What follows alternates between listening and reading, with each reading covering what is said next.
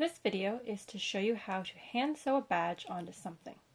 This could be a sash, a blanket, a poncho, a backpack, or anything else. A reminder to new sewers that sewing takes practice. The more badges you sew, the easier it will get. You will need a needle, thread, and scissors. You may also find it helpful to have something to hold your badge in place while you're sewing. This could be a straight pin, a safety pin, or some tape. The first step is to position your badges on whatever you are sewing them onto.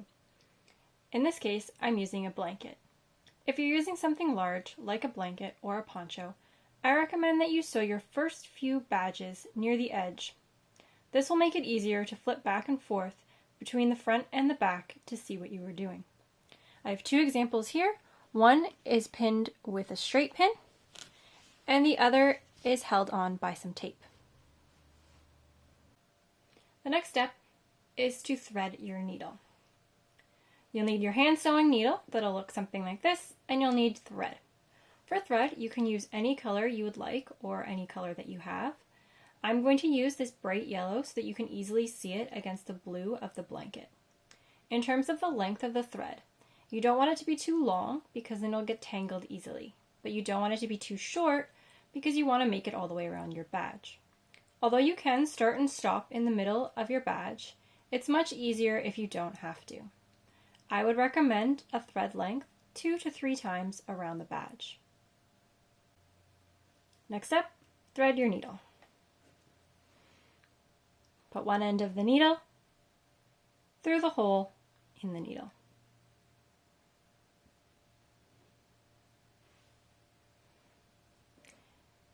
If this is challenging, clip the end of your thread to get a fresh edge.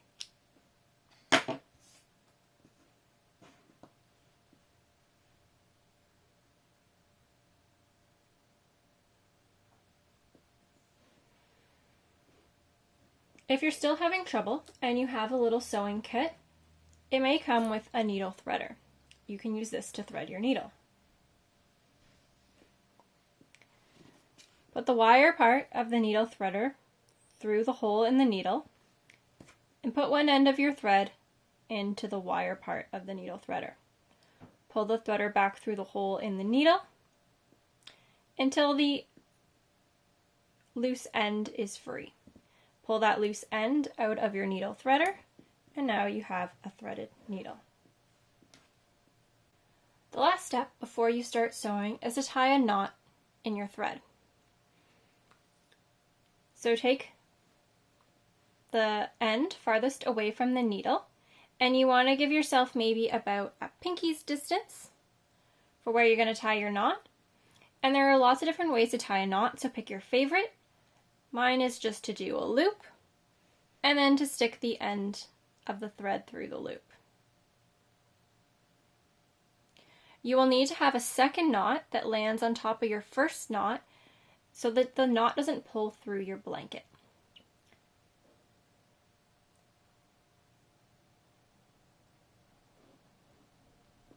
This might take a few tries.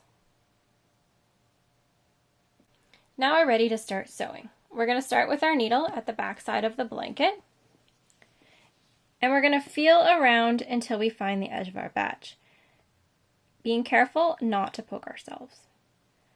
Once I find the spot that I want to have my thread come through, I'm going to push my needle all the way through, then I'm going to start pulling from the other side and pull the thread all the way through. If your knot comes through, just tie another knot and try again. We're going to go back down through the badge, again pushing the needle through, careful not to poke ourselves, and then reach behind and pull the needle and thread all the way through.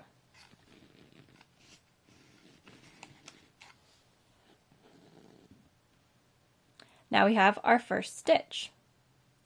This is about a medium stitch length. We can do a larger or smaller stitch length. A shorter stitch length will increase the number of stitches and therefore the amount of time. A longer stitch length will decrease the time but may not hold the badge on as well as you'd like. We're going to continue to go up and down until we've gone all the way around the badge. Once we've gone all the way around the badge, we'll have our tail on the back as well as the thread attached to the needle on the back side. So we'll take our needle off thread and put it somewhere safe. And then we'll tie a knot like we would tie our shoelaces or our sash. So left over right and through the hole, and then right over left and through the hole. Now that we have a double knot there, we can clip the ends. We don't want to clip them super close to the knot, but we don't want a long tail there.